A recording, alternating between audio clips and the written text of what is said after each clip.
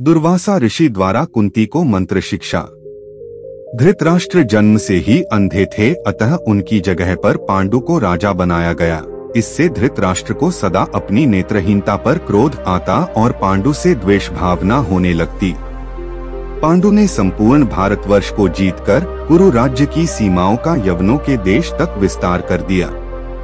एक बार राजा पांडु अपनी दोनों पत्नियों कुंती तथा माद्री के साथ आखेट के लिए वन में गए। वहां उन्हें एक मृग का मैथुनरत जोड़ा दृष्टिगत हुआ। पांडु ने तत्काल अपने बाण से उस मृग को घायल कर दिया। मरते हुए मृग रूपधारी निर्दोष ऋषि ने पांडु को शाप दिया, राजन, तुम्हारे समान क्रूर पुरुष इस संसार में कोई भी नहीं होगा। तूने मुझे मैथुन के समय बाण मारा है, अतः जब कभी भी तू मैथुनरत होगा तेरी मृत्यु हो जाएगी। इस शाप से पांडु अत्यंत दुखी हुए और अपनी रानियों से बोले, हे देवियों, अब मैं अपनी समस्त वासनाओं का त्याग करके इस वन में ही रहूंगा। तुम लोग हस्तिनापुर लौट जाओ। उनके वचनों को सुनकर दोनों रानियों ने दुखी होकर कहा, नाथ, हम आपके बिना एक क्षण भी जीवित नहीं रह सकती। आप हमें भी वन में अपने साथ रखने की कृपा कीजिए। पांडु ने उनके अनुरोध को स्वीकार करके उन्हें वन में अपने साथ रहने की अनुमति दे दी। इसी दौरान राजा पांडु ने अमावस्या के दिन ऋषिमुनियों को ब्रह्मा जी के दर्शनों के लिए जाते हुए देखा। उन्होंने उन ऋषिमुनियों से स्वयं को साथ ले जाने का आग्रह किया। उनके इस आग्रह पर ऋषिमुनियों ने कहा, राजन, कोई भी निःसंतान पुरुष ब्रह्मलोक जाने का अधिकारी नहीं हो सकता, अतः हम आपको अपने साथ ले जाने में असमर्थ हैं।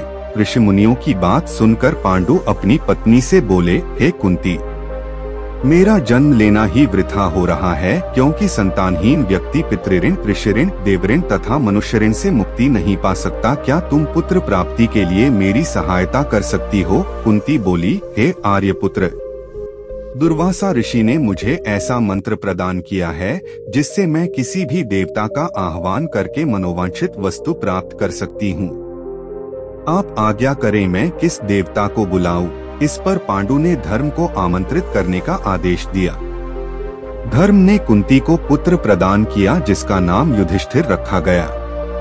कालांतर में पांडु ने कुंती को पुनः 2 बार वायुदेव तथा इंद्रदेव को आमंत्रित करने की आज्ञा दी। वायुदेव से भीम तथा इंद्र से अर्जुन की उत्पत्ति हुई। तत्पश्चात पांडु की आज्ञा से कुंती ने माद्री को उस मंत्र की दीक्षा दी।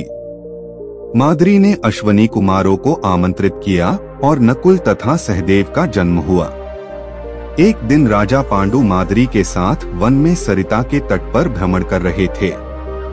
वातावरण अत्यंत रमणीक था और शीतलमंद सुगंधित वायु चल रही थी। सहसा वायु के झोंके से माद्री का वस्त्र उड़ गया। इससे पांडु का मन चंचल हो उठा और वे मैथुन में प्रवृत्त हुए ही थे कि शापवश उनकी मृत्यु हो गई।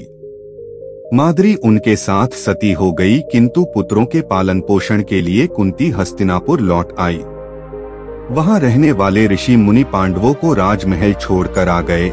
ऋषि मुनि तथा कुंती के कहने पर सभी ने पांडवों को पांडु का पुत्र मान लिया और उनका स्वागत किया।